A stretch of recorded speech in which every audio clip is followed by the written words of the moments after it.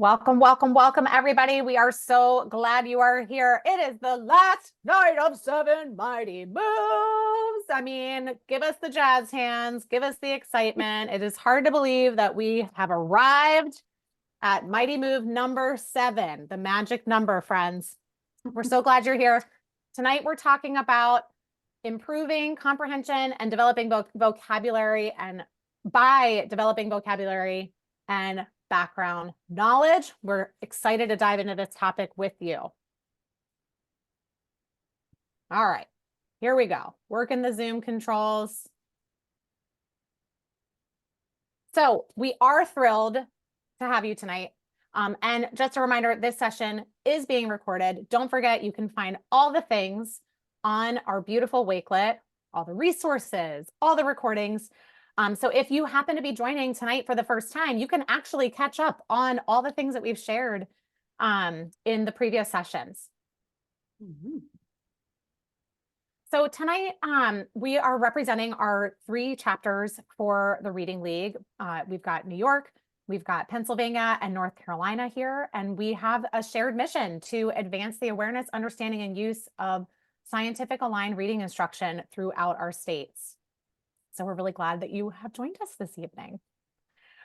We do represent a network of chapters, and the number has actually increased. Forgive me for not updating the slide, but where you see the hearts, of course, is where we are located. And then any of the darker states have had an established chapter, and the numbers continue to grow. So if you are in a state, feel free that is not represented tonight. We invite you to learn more about that chapter network on the Reading League website. So the goals and objectives of our chapters, we aim to provide professional development that is grounded in the science of reading. We are looking to support educators and admin in how do we translate that into classroom application, so that we develop this safe community of practice as we do that. We're also looking at how do we bring mission partners together so that we continue to work towards our mission and get the science of reading so that it's impacting kids. We also are seeking to encourage university participation and movement, because we know the best way to make sure that the science of reading is happening in classroom is by prepping teachers for that. And of course, we want to engage all of the people involved in a child's life by engaging with parents in this learning as well. All right, chapter leaders, I'm going to let you share a little bit, say hello from your chapters. I'm Linda Ryan. I'm the president of the Reading League North Carolina, and I have a fellow board member with me tonight, Elisa Falcone, who's going to help share a little bit. Pennsylvania, come on. Pennsylvania's here. I'm Jody Jackson, and I'm here with the one and only incomparable Pam Kastner and Michelle Trossel. Thank you for joining us. Hi, it's Lynn Carpenter from New York. We have a couple of our regional ambassadors on with us tonight. Lori, I feel like I'm going to butcher your last name, Lori. Giovinetto. Giovinetto. Close enough. I was so close. I didn't say it right at all. But welcome, everyone. Yes, we are so glad you're here. We invite you to share where you're joining us from in the chat. I see we've got a few people that already did that. So thanks for kicking that off. And we are just glad to engage with you. Thanks for being here. All right, so as I said, we are looking at Move 7. How do we improve comprehension by developing vocabulary and background knowledge? Tonight, your facilitators are myself, Elisa Falcone, and Pam Kastner.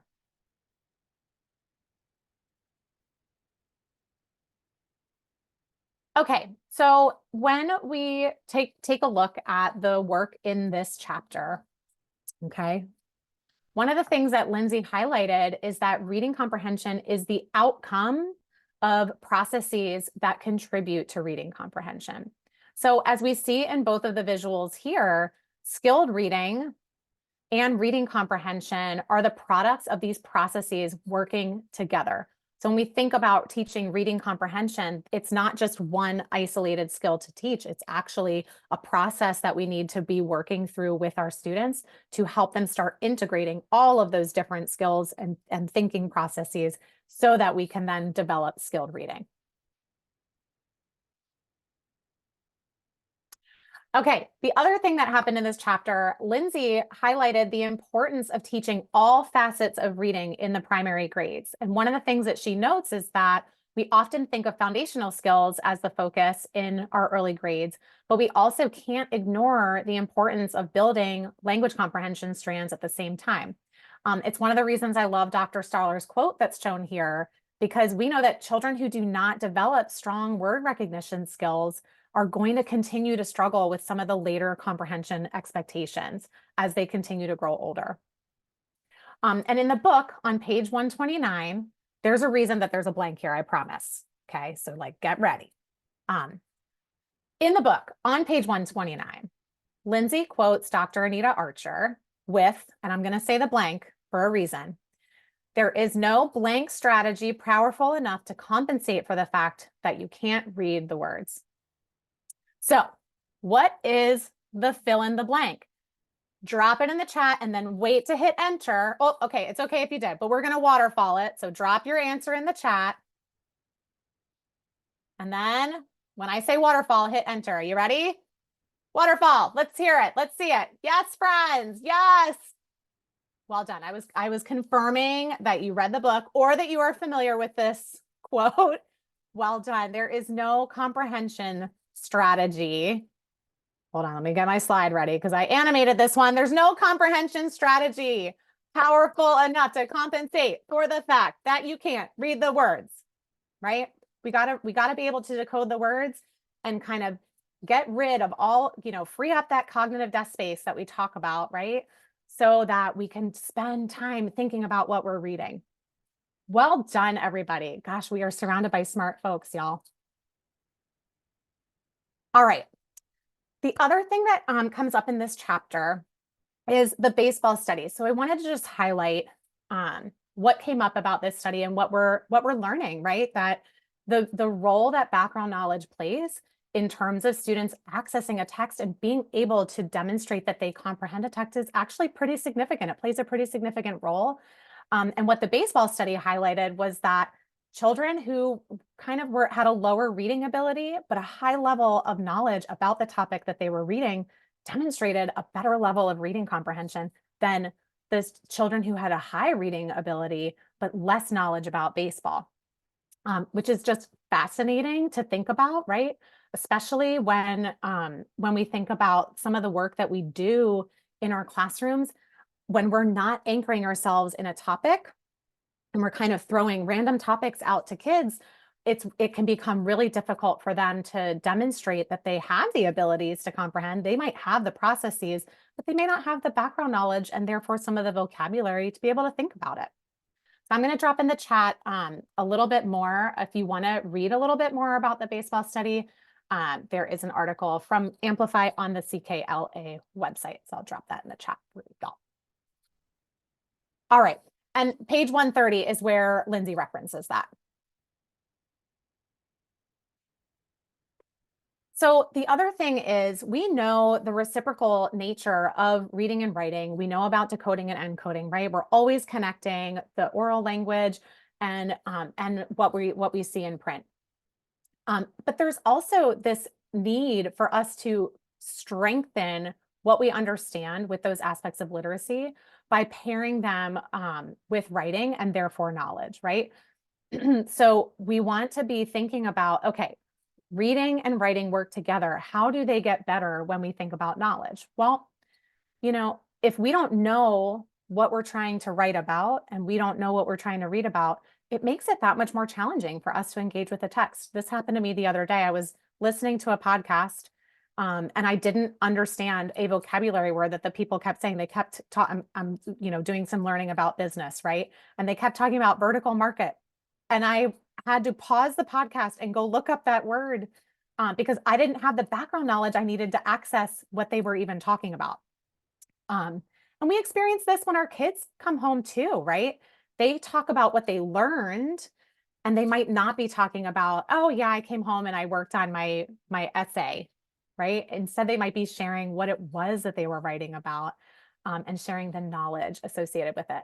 So when we spend time building their knowledge, we're actually strengthening their ability to have something to say. when they're doing their writing.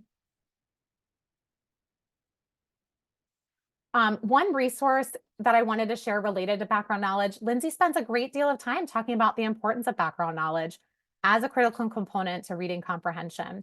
And one resource that has come out is the Knowledge Matters campaign. They've identified some curriculum resources that do a pretty decent job of building knowledge, and those are listed on their website. There's also a ton of resources for just your own professional learning about the impact of knowledge building as it relates to comprehension on their website. So that could serve as a helpful resource. Thanks for dropping that in the chat, Pam. All right, and then Elisa has an example of what some of this looks like with the curriculum that she uses. So our school currently uses Core Knowledge Language Arts. The original version is completely free on the Core Knowledge Foundation website if you do not have access to a knowledge building program. So in the kindergarten domain strand, which is the language comprehension piece, there are 12 domains. We as a team decided to teach 10 of them this year just because time is always something that teachers lack. So these are the 10 that we decided to teach. The pink ones are related to literature, the green ones are related to science, and the orange are related to history and social studies. So you can see even from kindergarten, there's a really good mix of things that will be important for kids to develop knowledge about throughout their school careers. So for example, in the Native Americans unit, there are 8 different text sets. 4 of those are informational texts. 3 of those are stories that also teach them about particular tribes or aspects of Native American life. And then 1 is a Native American alphabet, which is really interesting because it goes into some of the vocabulary that wasn't directly taught in the other texts.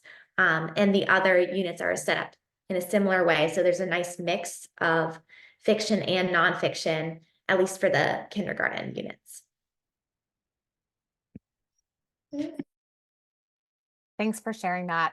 One of the beautiful things about what this offers is it highlights the need for developing text sets, right? So if you want to be working on building background knowledge, if you have an anchor text, right, you can start to develop text sets to help engage students in diving deeper into a topic, but also exposing them to varied texts, as we saw here. All right, and I'm going to keep it going with Elisa. She's got a lot more to share related to our topic tonight. So I really wanted to highlight the reading writing connection, especially when it comes to knowledge building and making sure that our kids develop deep comprehension of the text that they're exposed to, even starting in kindergarten. So I currently teach kindergarten at Socrates Academy, which is a public charter school a little bit south of Charlotte in North Carolina. I've also taught first grade there and first grade at other schools in the area. So some of the examples will be from first grade classrooms.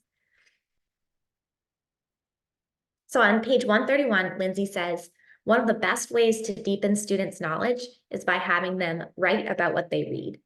So this example is from one of my students in September. So in September, they don't have a deep knowledge of the alphabet yet. They haven't started to make those graphophonemic connections, but they can draw and they can speak.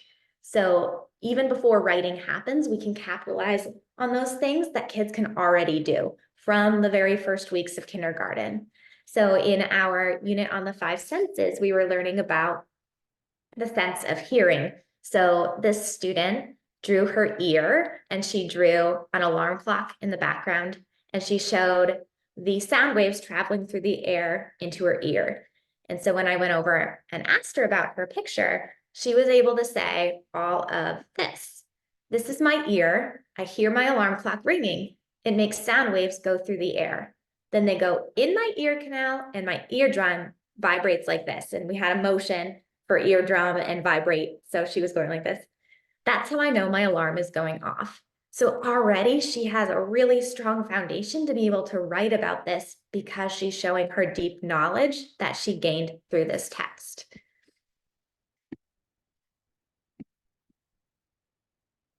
Now, this is recently within the last few weeks. But by now, kindergartners do have a very deep understanding of graphophonemic connections. We've worked on the handwriting piece. We've worked on the phonological awareness and phonemic awareness. And let me tell you, they are so ready for first grade. But as we were getting into more complex topics like colonial towns and townspeople, it became really important for them to understand that 300 years ago, different people had very specialized jobs and everybody had to work together to accomplish big tasks or tasks that maybe don't seem as big to us today. But back then they didn't have machinery or electricity or all the things that we sort of take for granted. So these are 3 examples from 3 different students who wrote about the ways that those different people in colonial towns interacted with one another. So in the first example, the farmer harvested wheat and corn. The miller grinds wheat and corn. The baker makes bread. And I thought it was interesting this year that as students' writing became more complex, their drawings became less complex because they were able to communicate more through their writing. In the center, one of my students wrote, "The bricklayer makes chimneys with bricks. The mason made the foundations. The carpenter made the frames." And he showed in his picture directly how that was. Those 3 people were able to build houses together.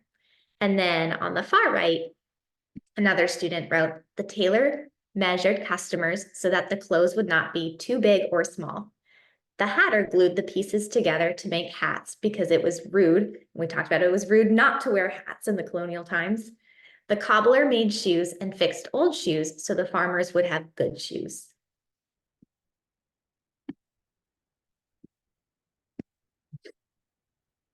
Now in first grade, the text sets become even more complex in CKLA. And one of the things that's really important for me is to go through the text and pre-read so I understand how the text is structured and I can find the strategies and comprehension pieces that will help my students dig deeper. So we always start with the text first and then figure out which strategies will help them develop that understanding. And in this particular unit, which was on animal habitats, it was really clear that it was set up as main idea and key details. So I modeled in this first lesson how we could map out the main idea and the key details and then transfer that into our own writing. So in the center, we determined together that the main idea here was that plants and animals adapt to survive in the Arctic. And as we read each section of text, we came up with a key detail that was representative of that section. Then I showed them that that main idea becomes the topic sentence in a paragraph. You translate those key details into the details of your paragraph, and then you restate the main idea in different words to close out a paragraph. And pretty soon they were able to do it on their own. And that's the next slide. So on the left, this was a student's notebook after we read about animals in the ocean. And then on the right, a couple of days later, this was a student's writing about animals in the desert. So this student wrote, "Living things adapt in the desert. Living things in the desert adapted by making their homes underground. The cactus sucks up water and slowly uses it. In the night, the white flower opens up for nectar. Gila woodpeckers make nests inside saguaro cacti. Bats and bugs are nocturnal, so they can suck on white flowers. Coyotes can run fast to catch prey. Elf owls make nests in abandoned woodpecker holes. That is how living things adapt in the desert." And of course, this was a child with a very big personality. I'll be back. Next page. See you next time. So keep in mind that David and Meredith Lieben, who helped to write the Common Core standards, emphasized this idea that students in first grade and above are expected to demonstrate mastery of both the reading for literature and reading for informational texts through writing. So it's really on us to make sure that they have these rich writing experiences and that they're connected to the text that they're reading.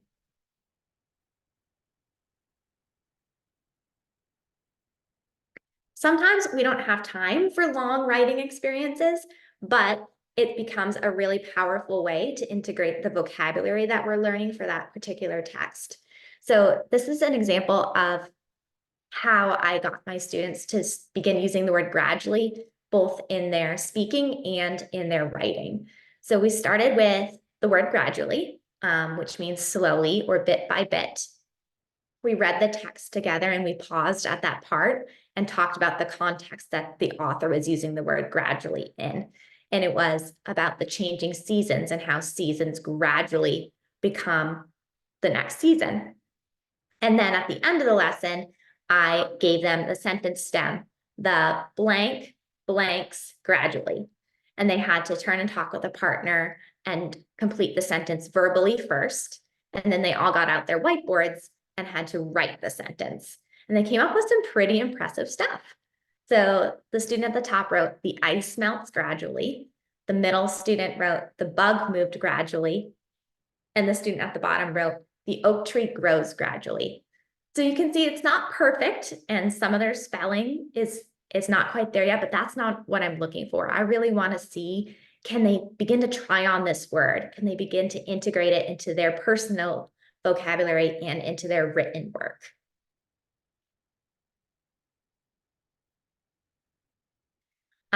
Here's another example, the word thaw, which means begin to melt or soften after being frozen.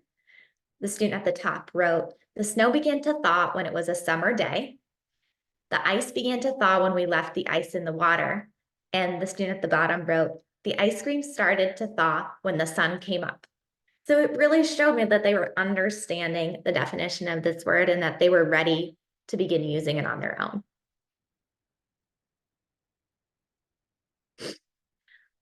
As we got further into the unit, we were starting to learn more vocabulary. So I was challenging them to integrate more than one word into these sentences. And then it's also important to note that sometimes I directly teach certain words before we start reading. And sometimes we do what Anita Archer suggests, like the inside-outside strategy, and really dig in and try to use our reading comprehension strategies to figure out what that word means together. So for the word predict, we can figure out from the context of the word what it means, and we did that work as a class. So in this paragraph, but the weatherman does not control the weather, he just tries to predict or make his best guess at what the weather is going to be like later in the day, tomorrow, or next week. Sometimes he is right, and sometimes he is wrong. So my kindergartners are very savvy about, oh, there's a comma after that word and it's bold. And then we see the word or, so it's probably going to tell us right there what it means. And they were able to pick that up right away. But that took a lot of practice. So then at the end of this lesson, I wanted them to use the words meteorologist and predict in their writing. And they were able to do it. So this little guy at the top is a struggling reader, but he pushed himself to sound out his sentence, and he was so proud to share it at the end. So I wrote the stem for him. He sounded out the second part, and his sentence was, the meteorologist predicts it will snow. And at the end, he graded himself. That's an A+. The next one wrote, the meteorologist predicts that the weather is going to be awesome. The next one wrote, the meteorologist predicts it will be frigid. And finally, my favorite one, the meteorologist predicts the weather is sunny and hot and sweltering and warm. So I was like, yes, we got those shades of meaning in there.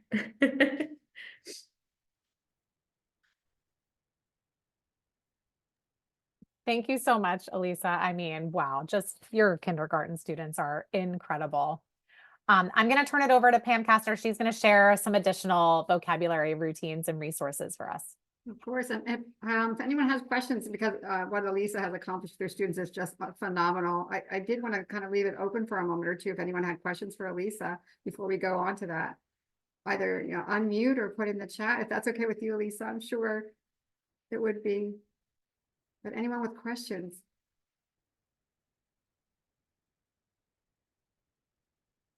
Well, hopefully you'll end up in the breakout room with Elisa.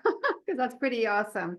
And the language too, the knowledge that they're building in the language. And that's really what we're going to talk about next is vocabulary and how critically important that is. And of course, Lindsay recognized that in this chapter as well. And so we're just going to share some vocabulary resources with you. Lindsay shares a vocabulary routine, a brief one here that you would find very similar to Anita Archer's vocabulary routine or any vocabulary routine that is aligned with the evidence. So you see on page 142, her vocab routine, and it begins with the word's pronunciation. And that's so important. When we look at this routine, we're really seeing the layers of language, right? So and you'll see this in the video that we're going to watch, that the teacher says the word and then the students repeat the word so that they have the phonological form of the word in their mouth, right? I'm sure we've all had experience where we have pronounced a word incorrectly and then it's stored incorrectly. And when that happens, it makes it much more difficult for students to store that word in memory accurately. So very, very important for the teacher to say the word and the students to repeat that word. And what you'll notice in the video that you're going to see, I'm going to ask you to try and keep up with tallying how many times the kids have the words in their mouth and how very important that is, right? And then we introduce the word's meaning, and typically not a dictionary meaning. We use a student-friendly definition, one that may have a synonym similar to something that the kids can already attach to. Think about it as a Velcro, right? So we're attaching a known word to this new word that is likely much more robust. And typically we see this with tier 2 words and even tier 3 words as we move up into more robust language. Tier 2 being those words that oftentimes we call the suitcase words. Let's say travel to different content areas. And of course, tier 3 words would be those words that are specific to a domain or a content area. And then we set the boundaries for that word, that vocabulary word, what it is and what it's not. So by providing examples and non-examples, and then check for understanding. So we're going to watch the master, Anita Archer, teach this routine, and you'll see those 4 parts. On the Wakelet, what I'll do is I'll provide a note-taking guide for that video that's open-ended. So if you wanted to share it back where you are, you have a resource for that, but I'll also then share an annotated version. So if you're a coach or something, then you'll have an annotated version as well. But we're going to watch this. It's about 7 minutes. It's worth every minute of it. Anita Archer doing this routine for a 2nd grade classroom. Here's what I want you to do. If you can, just choose one of the words. She's going to teach 3 words. Tally how many times the kids have the word in their mouth, thinking about that phonological form, the orthographic form as the students see the word, talking about its part of speech. Think about all the different parts of language. And then note any good practices you'll see. And your hand might get tired from all of that. But note those practices because we're going to do a little tiny share out in the chat, or if you want to unmute afterwards, and then we'll go to breakout rooms. And then hopefully this is going to work. I already have it up in my. Do you want to play it and I'll stop sharing? Oh no, if you have it, This should be it. Let's see. Okay. Let's if it will behave technologically. Let's cross fingers. It should, but. Now, there are some words in this story that I would really like us to learn because we could use them all of the time. And this word is, let's read it by parts. The first part is con. What part, everyone? Con, and use the sound s. And the next part is sen. And the last part is trait. And say it really fast, everyone. Concentrate. One more time, everyone. Concentrate. One more time. Concentrate. Now you remember in the story that some of the animals couldn't, what, everyone? Concentrate when the wolf was reading. Now the word concentrate means that you are able to really think about something. You're able to put all of your attention on it. So when I really think about something and put all of my attention on it, what, everyone? I Concentrate. What do I do, everyone? I concentrate. For example, if you were doing your math and you did one problem and then the next problem, and never looked up when someone came in the room, we would say that she knows how to what, everyone? Concentrate. If you came to the library and sat down and you took out a book and you just read and read, even though he came over and she walked around you, we'd say, boy, you are able to put your thinking on it. You're able to put your attention on it. She knows how to what, everyone? Concentrate. Get ready to tell me if this person in the pretend story knows how to concentrate. So you are reading in class and you just read and you turn the page and you read some more and you read some more and you read some more and you just keep reading. Does she know how to concentrate? Yes or no, everyone? Yes, okay? And this is pretend because it would never happen. So you start reading a page and then you look up at the clock and then you look down and then you talk over with your friends and you look back at the book. Does she know how to concentrate? Yes or no? No. She really does. That was just a pretend story. So once again, what is our word, everyone? Concentrate. Well, let's look at our next word. And the first part, everyone, is next one is press. And the whole word is impressed. So you are impressed with something when you think something is really good or someone is really good. Now you remember in the story, at the beginning, they were not impressed with Wolf's reading. When I think something is really good or I think someone is really good, I am what, everyone? Impressed. I'm what, everyone? Impressed. So for example, if you turned in a story and it had a title and a main character and a problem and told me what happened in the beginning, middle, and end, I'd say, oh, that is so good. I am what, everyone? Impressed. If you did all of your math problems and you had numbers that were really neat and I could read them all, I would say, thank you. I am so impressed. All right. Now, let's just pretend here that we go off to your house and we go in your bedroom and each of us come out and we say, I'm so impressed. I'm so impressed. I'm so impressed. Now pretend that we are really impressed. Put your thumb up and as soon as you can think of why we might be impressed. Oh, I got an idea. Okay, so you're going to tell your partner why you're impressed, but you're going to start out by saying, I was impressed because. What are you going to say, everyone? I was impressed because. So first ones and twos. Tell your partner if we went to her bedroom and we said we were impressed, why would we be impressed? Go. I was really impressed because the room was great. Excellent. And your idea? What would be really? Maybe she had lots of toys. So say, I was impressed because she had lots of toys. Can you say that? Or maybe His turn. Go ahead. Say it. Excellent. Okay, looking up here. So, using I was impressed. So, tell me your sentence. I was impressed because the room was clean. And your sentence? I was impressed because she had a lot of toys, and right here. I started out, I was impressed. I was impressed because I know how to do math. Okay, now we're talking about a room. I'm impressed that you know how to do math. That's excellent. But make it match the room. So we went to a room. Maybe she had lots of dolls, and you said, I am impressed because she had many dolls. Can you say that? I was impressed because she had many dolls. Excellent job. Well, once again, this word is what, everyone? Impressed. I am very impressed with you. Last word is educated. What word, everyone? Educated. When we learn something, particularly how to read and write, we say that then we are what, everyone? Educated. So when we come to school here and we work on learning how to read and write, we become more what, everyone? Educated. But then when we go to 3rd and 4th and 5th grade and we learn more and we get more and more knowledge, we become more what, everyone? Educated. And when you go to middle school, you're going to become more educated. When you go to high school, you're going to become more educated. When you go to college, you're going to become more educated. Excellent. Now, I'm going to tell you about one of these words. As soon as you know the word, put your thumb up. I'm thinking about a word that means that you've learned to read and write and maybe other kinds of knowledge. Put your thumb up when you know that word.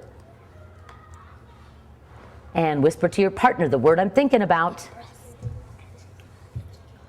Okay, so when you've learned to read and write, then we would say you are educated. I'm thinking of a word that means I think that something is really good. Put your thumb up when you know the word. Whisper to your partner. And the word is what, everyone? Impressed. I am thinking about a word that means you really know how to put all of your thinking and attention on something. Whisper to your partner. Excellent. And the word is what, everyone? Concentrate. Yes. Now, these are words that you could use. For example, maybe you are sitting in the library with a friend and you want to read and they're being very noisy. You could say, oh, please be quiet. I need to concentrate. Or maybe your friend writes a beautiful story and it's really a good story and you say, oh, I am impressed. Or you could go home at night and say, oh, I'm learning so much in school. I am definitely becoming educated. Excellent job, everybody standing up. And I am so impressed with you. During the whole lesson, you were able to, what, everyone? Concentrate. Yes, you really paid attention and were thinking about what we were doing. And because you learned these new words, you are even more, what, everyone? Educated. So I want you to see if you can find a time today where you could use those words. For example, when your teacher finishes a lesson, you could go up afterward and say, oh, that was so good. I am impressed. Okay, so see if you can use some of these words today and lining up there. And thank you very much. Oh, God. There's so much effective instruction there. Oh my goodness. Just going to give you like maybe 30 seconds to formulate some thoughts in your head and we'll do a waterfall there. You might want to share about the many opportunities they had to have the form of the word in their mouth or the pair sharing. You decide, but let's put in the chat some really amazing practices we just saw for teaching vocabulary. Timer on, and I'll tell you when you can put it all in.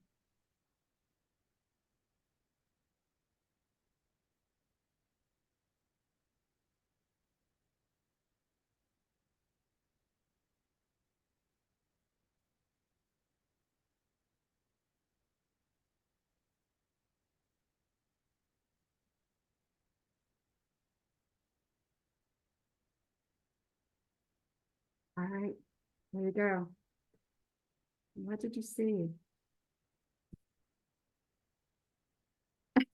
See, someone said I lost count. It's hard to keep count. Yes, practice, practice, practice. Yeah. Student-friendly explanations. Yes. Engagement. Did you see any hand raising and only one student responding? No. Examples, non-examples. Active engagement. Yeah. Yeah. Yes, everyone. Yes. Thank you, Kim. That's Literally all amazing. the things. Yes, everyone does everything. Yeah, she always quotes Kevin Felgus, or yes, for doing that, sharing that. Kevin Feldman, yes. Yeah, multiple exposures across multiple content. One thing I always notice too, that what she does, you know, the word concentrate has two pronunciations for the k or the s, and she pre-corrects for that. She points to that second syllable, sen, and says, and points right to that. So she's making sure that the kids are not going to error there, that there's errorless learning. She has them have the word form in their mouth multiple times. They're looking at the word, and every time you'll notice when she's saying the word, she's also pointing to it.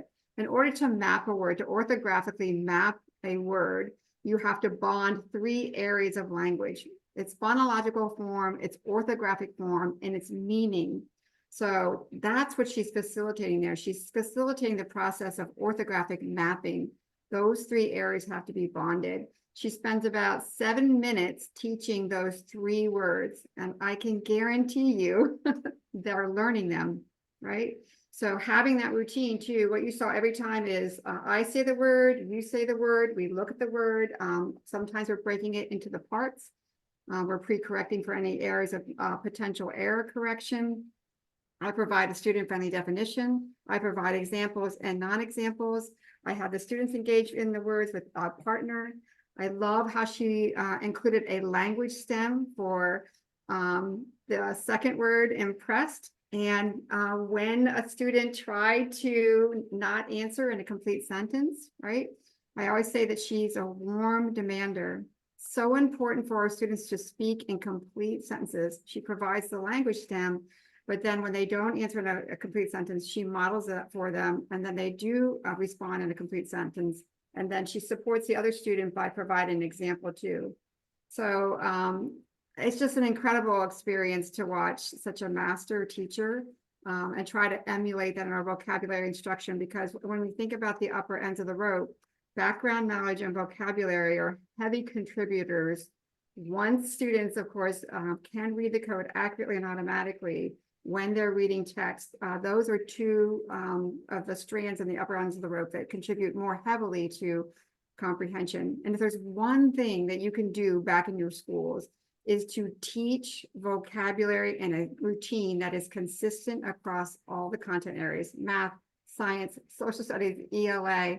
All teachers teach vocabulary, value vocabulary of their content. So consider doing that. And I'll just put through some routines that we're going to put on the Wakelet for you that also align, of course, with Lindsay's. As you'll notice, all vocabulary routines that align with the science and the evidence have similar attributes. So these vocabulary routines come from, they came out in the Reading First era through the National Reading Technical Assistance Center.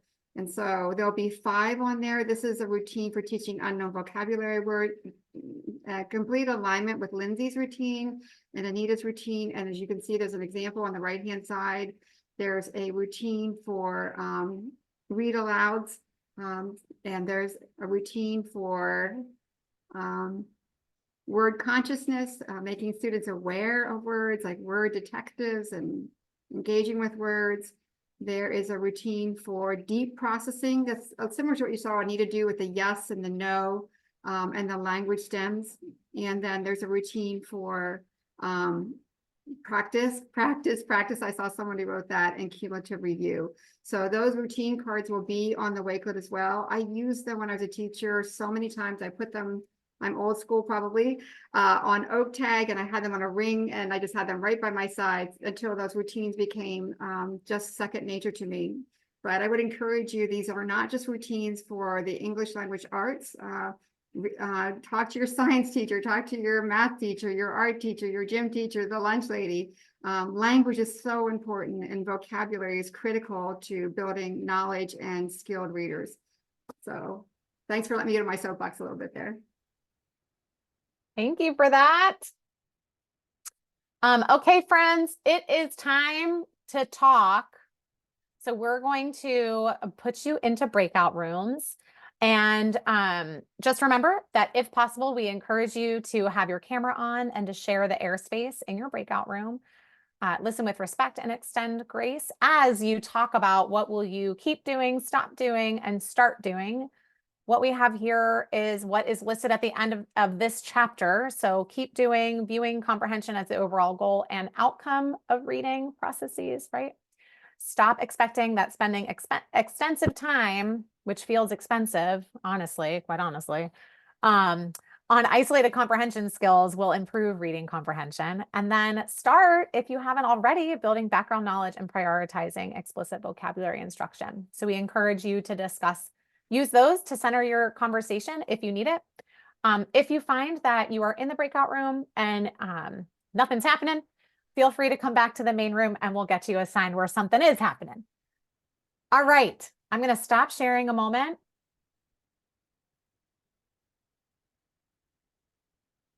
And I believe, Michelle, that was you tonight, right? Yeah.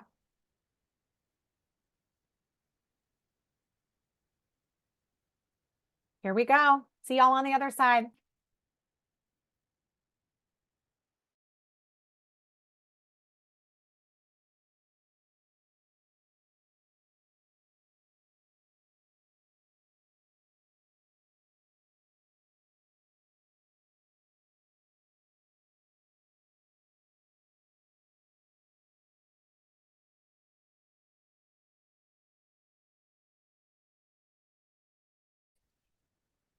Oh, Michelle, do you have the link for the Wakelet? Can you Yes. drop it back in the chat? Yep. Because I think Carolina like joined late and I want to, there you go. Carolina, if you just click on that, you'll have all 7 recordings and all kinds of other stuff. Yeah. Yeah, I'll have this recording on there tomorrow. And I'll also put all the routine cards and stuff like that on there too, so. Yeah, she's our friend from Colombia.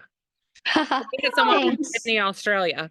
Oh, wow. Thank you Oh so my much. gosh. Thank you for coming. Woohoo! I don't know what time it is there. Are you up in the middle of the night? That's why she was late. She was like, the time difference I is just so got bad. up. I said, It "We'll is- make sure you yeah. get the Wakelet, I promise."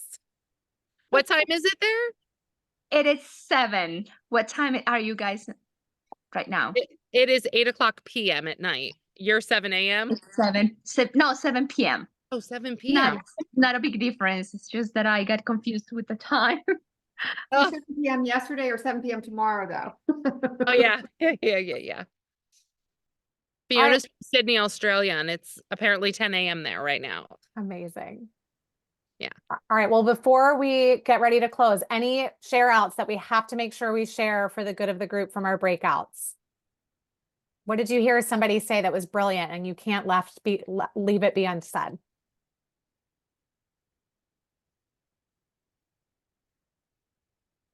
Great question about grappling with comprehension and how we define it and how we assess it. And then I'll just let someone else speak.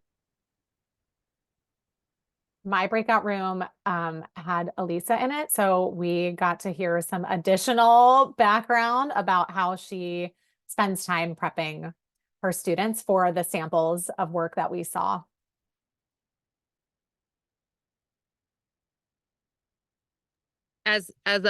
I used to teach kindergarten. That's truly impressive. So kiss your brain. I was impressed.